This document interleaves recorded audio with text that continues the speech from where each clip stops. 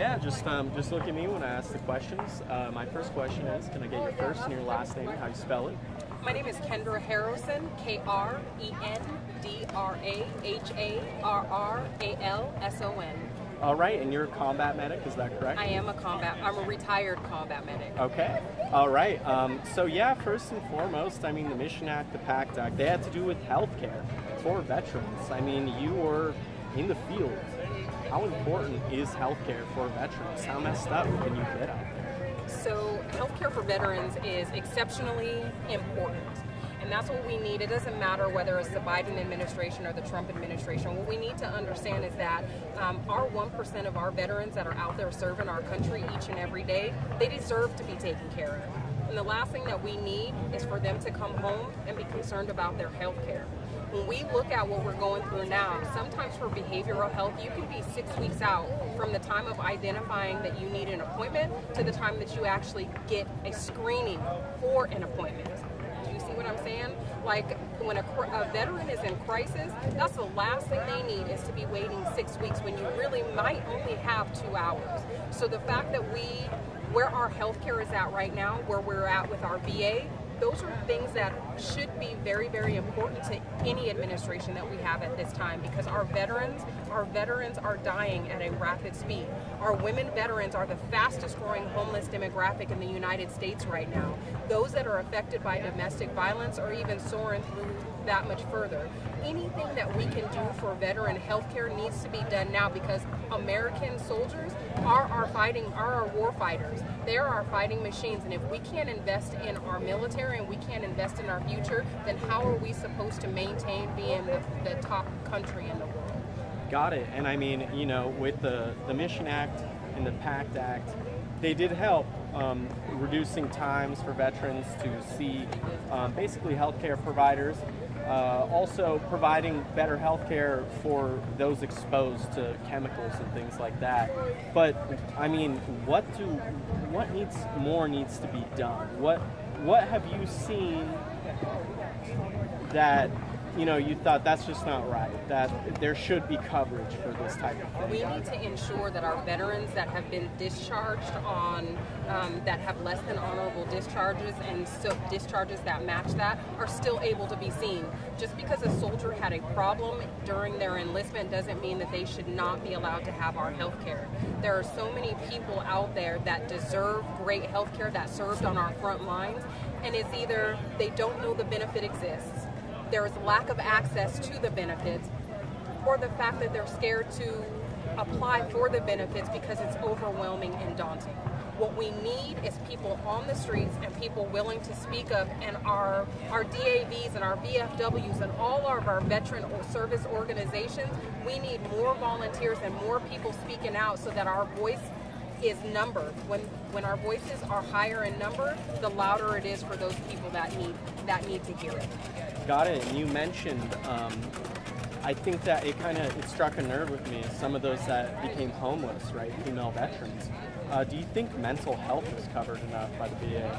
So I think what we haven't realized thus far is that VA has taken, thanks to a lot of people speaking up to Congress and the House and their local representatives, such as Jazz Booth, we have taken a housing first approach. And what this means is that people are finding housing for these homeless men and women veterans, because what it does is it helps to decrease some of the exacerbation of symptoms that happens because of being homeless. So my mental health may be in the tubes, in the tanks, because I don't have a home, and I'm doing all the things that I feel like I need to be to have a home, but I'm just not getting there because of lack of access, lack of resources, lack of voice. And so getting people into the proper housing opens doors for them to be able to be properly treated, and to be treated in a healthcare facility in a state of more of relaxation, because they have the first thing that they need. And it's working in layers: housing, health, and then the rest of our social needs is where we need to work to continue to bring these veterans off the street. Got it. And then what, that being said, what do you think about these two acts that were passed by both Biden and Trump at different times? You know, the PACT Act, which is providing better coverage for those exposed to chemicals. I know burn pits were a problem at one point. Oh, what do you think about that one first? So with the PAC Act, what I think is that I think we spent 20 years at war. We can't spend 1 or 2 trying to recover those people that have been affected by it. We need to give longer for those that are affected by it. We need to do better research that with those that have signed up that have been affected by it. The PAC Act is a great step forward in helping us understand the illnesses and injuries that people are suffering from I personally, being in Iraq and Afghanistan, whether it was being by the poop pond in Afghanistan or having to burn the things that came out of my body, can be disastrous, and they can be catastrophic to our health. And so I understand that, and I need the people around us to understand that, but I also need the veterans that are suffering from issues that come from the PACT Act to understand that it is okay to reach out, and it is okay to sign up for some of these services and benefits. And then the Mission Act, which is, veterans, if they have to drive more than 30 minutes somewhere, they should be able to go to a private provider that's paid for by the VA. I think that is a blessing and a curse, in that giving us the open option to see a provider that's outside of the military is wonderful, because it gives us a greater sense of the fact that we have freedom of choice. However, where we are, especially here in San Antonio, let's look at behavioral health and mental health. We can be put out and referred out to one of these providers out here, but we are overwhelming the local economies in each and every state.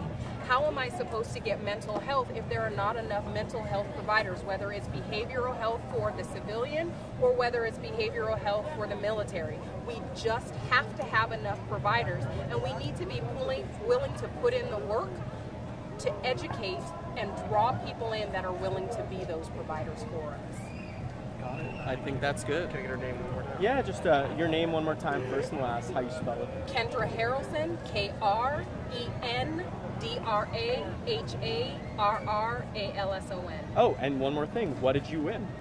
I am the reigning Mrs. Texas Universe, and I will compete again for Mrs. Universe in the spring. Okay. And did you win that today? No.